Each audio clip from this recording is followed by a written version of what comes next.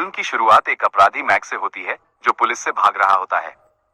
एक बंद जगह पर वो एक रहस्यमय आदमी से मिलता है जिसने उसे भागने में मदद करने की पेशकश की, इस शर्त पर कि मैक उसकी सभी बातें मानेगा।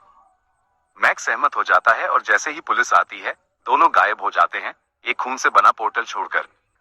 इसके बाद मॉन्क शैन नामक एक भिक्षु को दिखाया गया है जिसे ध्यान करते समय दुनिया के विनाश की भयानक दृष्टि दिखाई देती है।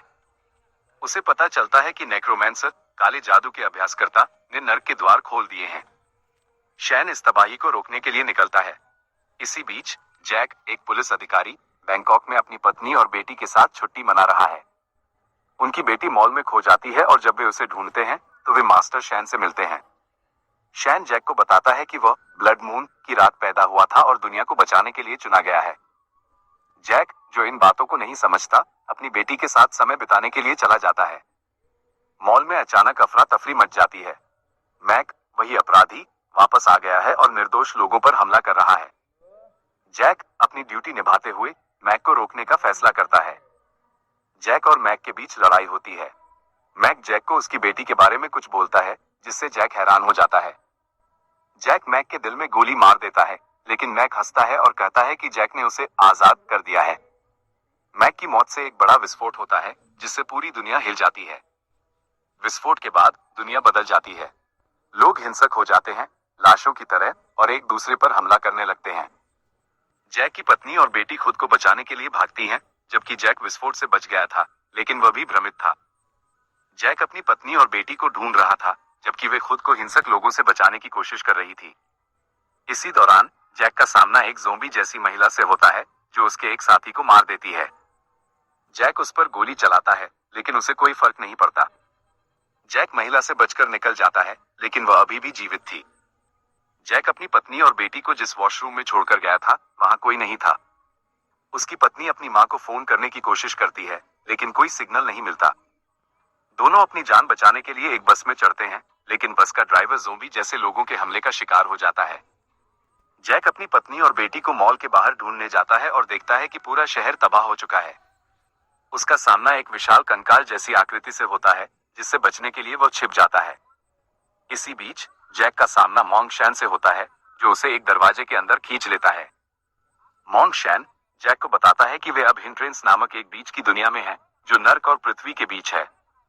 वो बताता है कि यह सब उसके पिता, एक नेक्रोमैंसर, ने किया है। उन्होंने नर्क के द्वार खोलने के लिए मैक से एक अनुष्ठान करवाया था, जिसके लिए मैक का मरना जरूरी था। जैक ने मैक को मार दिया और इस तरह नर्क के द्वार खुल गए। शैन जैक को बताता है कि वह ब्लड मून की रात पैदा हुआ था, इसलिए वह नर्क का गेट कीपर है। जैक अपनी पत्नी और बेटी को ढूंढना चाहता है, इसलिए वो शैन की मदद करने के लिए सहमत हो जाता है। इस बीच उसकी पत्नी और बेटी अपने होटल के कमरे में वापस आती हैं और डर जाती हैं, क्योंकि बाहर सब कुछ तबाह हो गया था। शैन जैक को मैक को ढूंढने के लिए कहता है ताकि वे उसके पिता तक पहुंच सकें। शैन जैक को यह भी बताता है कि वह खुद भी एक नेक्रोमैंसर के बेटे हैं और उसके पिता ने कैसे शक्ति प्राप्त करने के लिए अपने गुरु के ग्रंथों को चुरा लिया था, लेकिन अनुष्ठान अधूरा रह गया और वह नर्क में चला गया। जब जैक और शैन चल रहे होते हैं तो जैक एक लड़की की चीख सुनता है। वो उसे बचाने के लिए एक इमारत में जाता है जहां वह राक्षसों से लड़ता है। जब वो लड़की तक पहुंचता है तो वह देखता है कि यह वही लड़की थी जिसे मैक ने मॉल में मार दिया था। शैन बताता है कि वह लड़की की आत्मा थी और यह असली दुनिया नहीं है। इसी दौरान जैक को पता चलता है कि वह भी मर चुका है। जैक अपनी पत्नी और बेटी को बचाने के लिए बेचैन हो जाता है। शैन उसे बताता है कि वह अपनी शक्तियों से उसे असली दुनिया में ले जा सकता है, लेकिन उसके लिए एक शरीर की जरूरत होगी। वे एक पोर्टल से असली दुनिया में जाते हैं, जहां जैक को पता चलता है कि उसकी आत्मा को एक मृत व्यक्ति के शरीर में डाल दिया गया है। इसी बीच जैक के असली शरीर में मैक की आत्मा असली दुनिया में घूम रही थी। शैन जैक को काले जादू और मैक से लड़ने के लिए हथियार देता है। जैक को पता चलता है कि मैक उसकी पत्नी और बेटी के साथ उसी होटल में है। वो उन्हें बचाने के लिए भागता है। जैक अपनी पत्नी और बेटी को पूल के पास देखता है। जब वो उनसे मिलता है तो वे उसे पहचानने से इनकार कर देते हैं, क्योंकि वह अब एक अलग शरीर में था। मैक, जो जैक के शरीर में था, असली जैक पर हमला कर देता है। लड़ाई के दौरान जैक की पत्नी असली जैक को गोली मार देती है, क्योंकि उसे लगा कि वह उसके पति को मार रहा था। मैक, जो जैक के शरीर में था, अपनी पत्नी और बेटी को एक पोर्टल से दूसरी जगह ले जाने की कोशिश करता है। अगली सुबह जैक को होश आता है और उसे पता चलता है कि शैन ने उसे बचाया था और यह सब एक सपना था। शैन जैक को मैक द्वारा छोड़ा गया एक सुराग देता है, जिससे उन्हें पता चलता है कि उसकी पत्नी और बेटी कहाँ हैं। वे नर्क के द्वार के पास जाते हैं, जहां वे देखते हैं कि मैक जैक की पत्नी और बेटी को नेक्रोमैंसर के पास ले आया था। नेक्रोमैंसर को नर्क का द्वार पूरी तरह से खोलने के लिए जैक की बेटी के खून की जरूरत थी। जैक अपनी बेटी को बचाने के लिए नेक्रोमैंसर और उसके लोगों से लड़ता है। मैक और जैक के बीच लड़ाई होती है। मैक को हराने के लिए जैक को शैन द्वारा दिए गए हथियार का उपयोग करना था।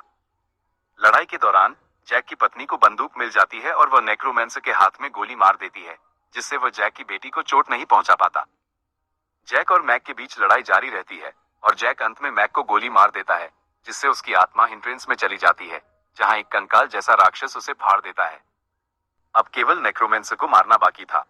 शैन अपने पिता को भ्रमित करता है और जैक नेक्रोमैंसर की पीठ में चाकू मार देता है। मरने से पहले नेक्रोमैंसर जैक को बताता है कि नर्क का द्वार बंद करने के लिए गेट कीपर को खुद नर्क में जाना होगा। जैक बिना सोचे समझे अपनी पत्नी और बेटी से अलविदा कहता है और नर्क के द्वार में चला जाता है।